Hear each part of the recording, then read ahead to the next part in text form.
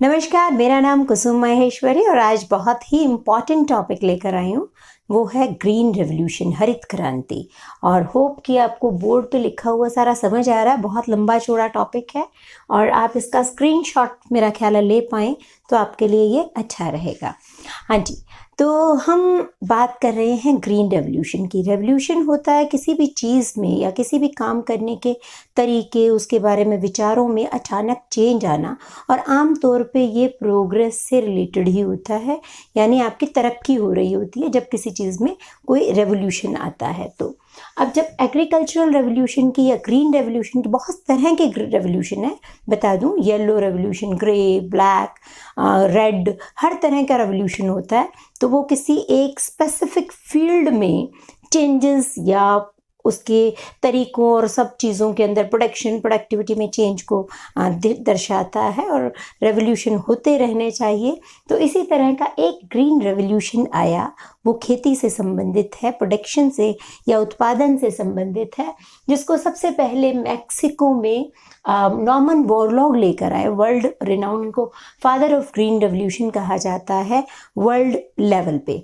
लेकिन इंडिया में इसी चीज़ को लेके आने का जो श्रेय है वो जाता है MS स्वामीनाथन को, और वो हमारे father of Indian green revolution कहा जाता है उनको।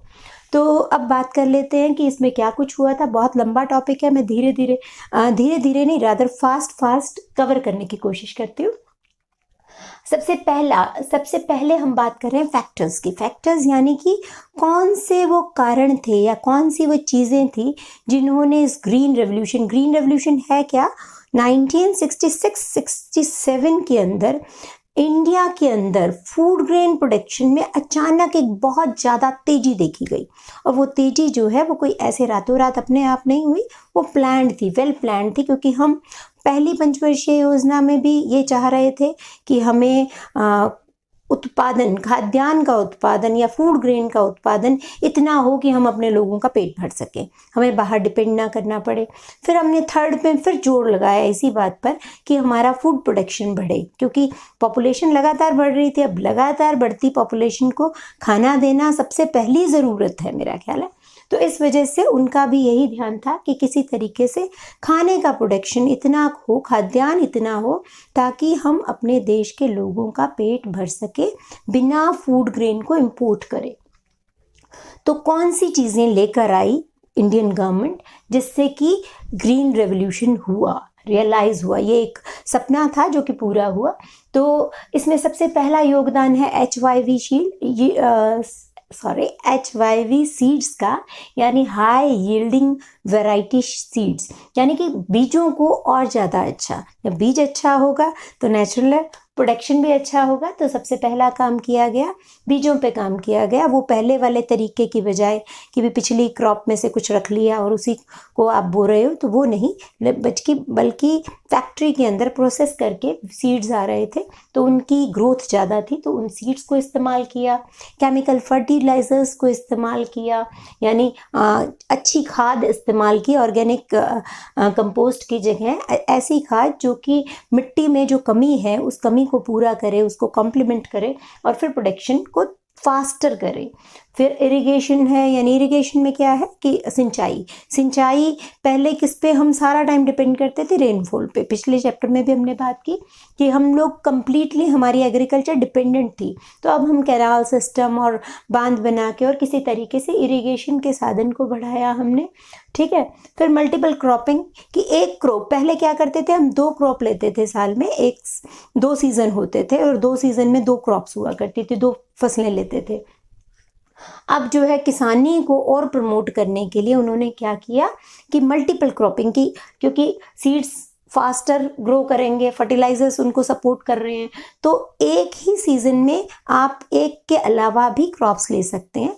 तो ज़्यादा क्रॉप्स का, यानी बीच में 2 क्रॉप्स के बीच में जो एक टाइम पीरियड होता है उसमें कुछ क्रॉप्स महीने 2 महीने की वाली वेजिटेबल्स हैं या कोई और क्रॉप इस्तेमाल की जाने लगी, तो यानी कि लैंड को ज़्यादा और अच्छे तरीके से इंटेंसिवली यूज़ किया जाने लगा। यूज़ ऑफ मशीन्स, आपको पता है कि शुरू में हल के साथ खेती हुआ करती थी, है ना, बैलों के साथ खेती होती थी। तो अब जो है ट्रैक्टर आ गए, थ्रेशर्स आ गए, पंप्स आ गए और बहुत कुछ, सबमर्सिबल, ये वो बहुत सारी चीज़ें आ गई। तो मशीन्स का जो है वो इस्तेमाल बढ़ गया और उसकी वजह से फास्टर काम, ज़्यादा जल्दी से काम होने लगा। क्रेडिट फैसिलिटीज़, सरकार, पहले क्या होता था शुरुआत में जब बैंक्स प्राइवेट हुआ करते थे तो किसानों को लोन देने में बैंक कतराते थे। क्यों? क्योंकि उनकी डिपेंडेंस होती थी रेनफॉल पे, तो पता नहीं फसल अच्छी होएगी कि नहीं होएगी, वो वापस करेंगे कि नहीं करेंगे। तो इंडियन गवर्नमेंट ने क्या किया, इंडियन गवर्नमेंट ने एक 40% की लिमिट लगा दी कि आपको अपने जितना, यदि 100 करोड़ का लोन आप पास कर रहे हो बैंक को, और तो 40% यानी 40 करोड़ जो है वो आपको किसानों को देना पड़ेगा। तो इसलिए उनके लिए क्रेडिट फैसिलिटीज़ बहुत हो गई, तो वो इजीली काम कर पा रहे थे। इसके अलावा रिसर्च के लिए, एग्रीकल्चर रिसर्च तो किसी भी फील्ड में ज़रूरी है ना आगे प्रोग्रेस करने के लिए, तो रिसर्च पे भी बहुत काम होने लगा। बहुत सारी यूनिवर्सिटीज़ खुली, एग्रीकल्चर यूनिवर्सिटीज़ खुली, तो जहाँ पे टाइम टू टाइम वो लोग जो हैं लोगों को गाइड भी करते रहते हैं। प्लांट प्रोटेक्शन है कि उसके लिए बहुत सारे पेस्टिसाइड्स बनाए गए ताकि नई नई बीमारियों से वो उसको रोक सकें। एमएसपी है, आपको पता है, मिनिमम सपोर्ट प्राइस, कि ताकि उन फसलों पर जिनको जो लोगों को लगता था कि वीट और राइस जो है वो क्यों बोएं, कुछ और अच्छी फसल बोई जाए, तो उस टाइम एमएसपी को इंट्रोड्यूस किया गया ताकि लोग जो हैं वो फसल आराम से बड़ी इजीली बिना किसी शक शुबा के वो शुरू कर दें। तो इसलिए एमएसपी को इंट्रोड्यूस किया गया। मार्केटिंग की फैसिलिटीज़ बढ़ाई गई, मंडियों में जो है सरकार हेल्प करने लगी, वो खुद परचेज करती थी आके। तो इस तरीके से मार्केटिंग की फैसिलिटीज़ आई। सॉइल टेस्टिंग की फैसिलिटी है कि आप अपनी मिट्टी की टेस्ट करवा लो कि किस तरह की मिट्टी की क्वालिटी है, उसके अकॉर्डिंग आप अपनी क्रॉप स्ट्रक्चर प्लान कर सकते हो अपनी मिट्टी के अकॉर्डिंग। तो उसके अलावा मिट्टी के लिए जहाँ पे अनइवन लैंड है या बैरन लैंड है या जो बंजर भूमि है, तो उसके लिए अलग तरह की चीज़ें, अलग तरह के, मतलब आपको एजुकेट किया जाने लगा फार्मर्स को, ताकि वो अपने उन्हीं साधनों से या बेटर साधनों से बेटर रिजल्ट्स ले सकें। क्रॉप इंश्योरेंस भी आया 2016 में, प्रधानमंत्री फसल बीमा योजना वगैरह। तो ये कुछ फैक्टर्स थे, और भी बहुत सारे निकल आएंगे कि वो फैक्टर्स थे जिन्होंने ग्रीन रेवोल्यूशन को सपोर्ट किया, हरित क्रांति को लाने में मदद की।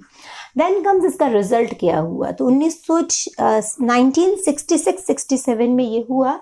तो उसका रिजल्ट क्या आता है बाद में, तो प्रोडक्शन बढ़ा, प्रोडक्टिविटी बढ़ी। आप ये देखिए कि ऑन एन एवरेज आप कह सकते हो कि 500 लाख टन से फूड ग्रेन प्रोडक्शन हो गया 3000 लाख टन, इतना प्रोडक्शन बढ़ गया, है ना। तो फूड सफिशिएंसी आ गई, जैसा कि हमने यहाँ लिखा कि हम आत्मनिर्भर हो गए, हम अपने लोगों को खाना खिलाने के काबिल हो गए कि अब हमारे यहाँ कोई अब भूखा नहीं सोएगा, सबके लिए खाना बन गया, यानी कि अनाज इतना हो गया ताकि हम अपने लोगों का पेट भर सकें। प्रॉस्पेरिटी ऑफ फार्मर्स, इस टाइम पे बहुत सारे फार्मर्स ने, बहुत सारे किसानों ने बहुत तरक्की की। पंजाब, हरियाणा, ये सब इसके मेन गढ़ हैं जहाँ पर ये आपको ग्रीन रेवोल्यूशन के सीधे इम्पैक्ट देखने को मिलेंगे। इम्पोर्ट ऑफ फूड, यानी कि फूड का इम्पोर्ट, हमें पहले बाहर से PL40 के तहत भी आपने नाम सुना हो तो बहुत सारा खाना आयात करना पड़ता था। जब लोग भूखे रहते थे, फैमाइन्स आए, अकाल आया, तो उस टाइम पे हमें इम्पोर्ट करना पड़ता था खाद्यान्न को। तो अब जो है उसकी ज़रूरत नहीं पड़ी, रादर हम एक्सपोर्ट करने लग गए, वो भी टाइम आया। इंडस्ट्री, क्योंकि जब आप मशीनरी के बेस पे उत्पादन कर रहे हो, सीड्स भी आपकी फैक्ट्री में बन रहे हैं, फर्टिलाइजर्स भी फैक्ट्री में बन रही है, पेस्टिसाइड्स भी बन रहे हैं, और जो है आप एग्रीकल्चर मशीन्स को इस्तेमाल कर रहे हो, ट्रैक्टर है, थ्रेशर है, तो इसलिए इससे इंडस्ट्री को भी ग्रोथ मिली। मोर ओवर जो एग्रीकल्चर बेस्ड इंडस्ट्रीज़ हैं उनको भी ग्रोथ मिली। इकोनॉमिक ग्रोथ, जब आप हमने पिछले चैप्टर में भी किया था कि एग्रीकल्चर क्या है, प्राइमरी सेक्टर है। तो यदि एक सेक्टर है, इकोनॉमी का एक बड़ा सेक्टर है, तो यदि वो सेक्टर ग्रोथ करता है, उस सेक्टर में ग्रोथ होती है, तो इकोनॉमी की भी ग्रोथ होगी। फिर स्टेबिलिटी इन प्रोडक्शन, कि प्रोडक्शन जो है वो हमारा स्टेबलाइज हो गया। एग्रीकल्चर प्रोडक्शन पहले किस पे डिपेंड करता था, मॉनसून पे डिपेंड करता था, तो अब जो है उसकी डिपेंडेंस घटी, तो उसके अंदर क्या आने लगी, स्थिरता, यानी प्रोडक्शन अब ठीक तरीके से होता है। तो होप इतना समझ में आया। अब बात कर लेते हैं इवैल्यूएशन। इवैल्यूएशन क्या होता है, जैसे आप पेपर लिख के आते हो, टीचर इवैल्यूएट करता है उसको, मूल्यांकन करता है उसका। तो यहाँ पर अब मूल्यांकन किया जा रहा है कि ग्रीन रेवोल्यूशन से हमने क्या खोया, क्या पाया। तो पहले बात करते हैं कि खोया क्या। ये खोया क्या मतलब कि इसके नेगेटिव इम्पैक्ट क्या रहे। हर चीज़ के फायदे और नुकसान तो देखो होते ही हैं, तो हमारा काम होता है कि हम उसको चेक करें कि फायदा कितना है और नुकसान कितना। तो नुकसान क्या हुआ इससे, वो कहते हैं जो इसके अगेंस्ट है ग्रीन रेवोल्यूशन के, वो लोग कहते हैं कि सिर्फ अमीर किसानों को फायदा हुआ। क्यों? क्योंकि मैकेनाइजेशन था, मशीनीकरण हुआ खेती का।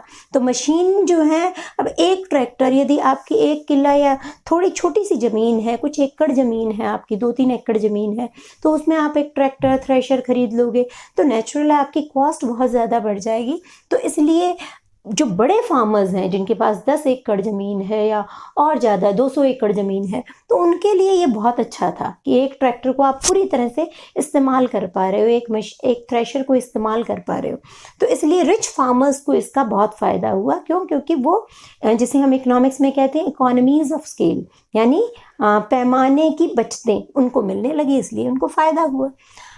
और फिर विपक्ष में एक, सिर्फ उन्हीं को फायदा हुआ। अब देखो, विपक्ष बोल रहे हो ना, तो आपने क्या लिखना है, only word is very important, कि सिर्फ रिच फार्मर्स को ही फायदा हुआ। दूसरी बात है लिमिटेड एरिया एंड क्रॉप, कि एरिया जो है वो बहुत थोड़ा सा था, क्योंकि ये जो गवर्नमेंट का एक प्रोग्राम था सैप, उसके अंडर ये काम किया गया था।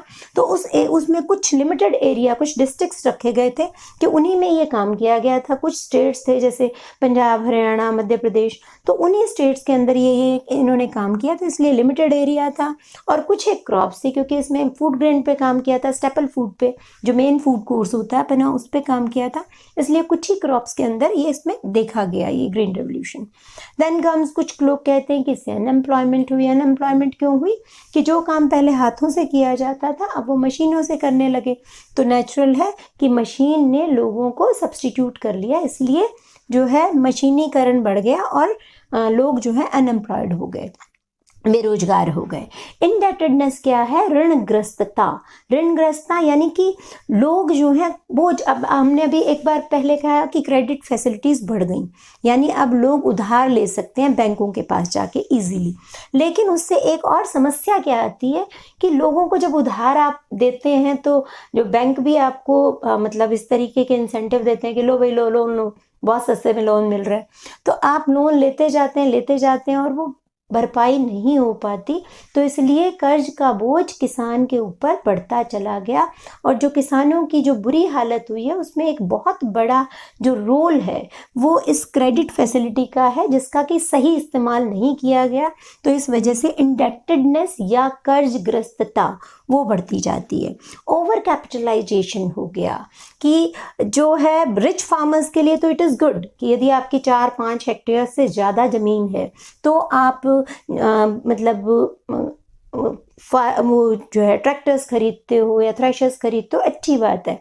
लेकिन जो मिडिल लेवल का या लो लेवल का किसान है, जिसके पास ज़मीन बहुत थोड़ी है, वो भी इन सब चीज़ों को खरीदने लगा, तो क्या हुआ? उसका नुकसान हुआ, कॉस्ट बहुत ज़्यादा बढ़ गई और उसके लिए किसानी जो है वो बहुत ही घाटे का सौदा हो गया।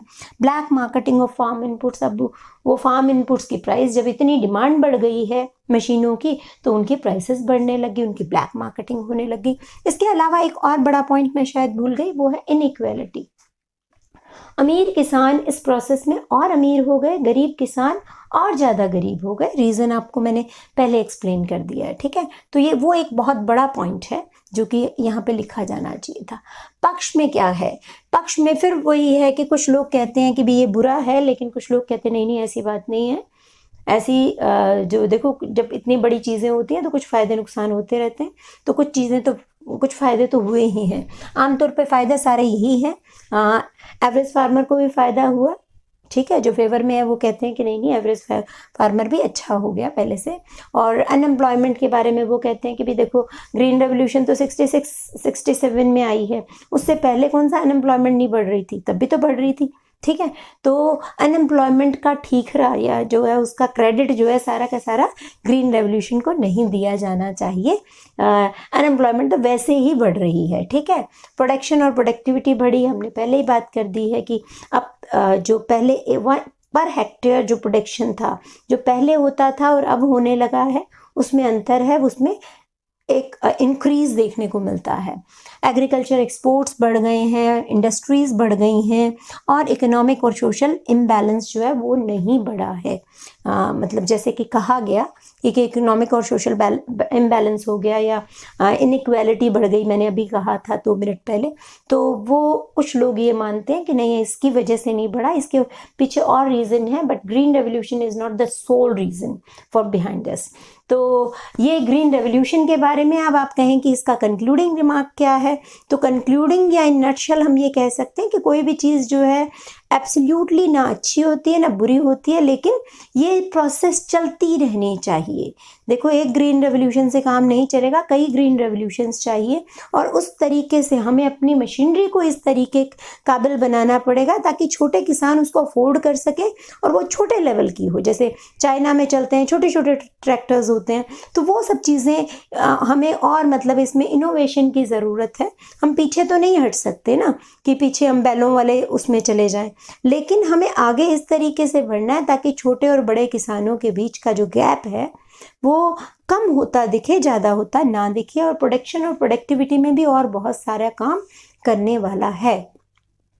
तो this is all for this class and all the very best for your exam. Hope आपको समझ में आया। यदि आपको पसंद आए तो एक थम्स अप देना, कमेंट करना और सब्सक्राइब करना। Thank you.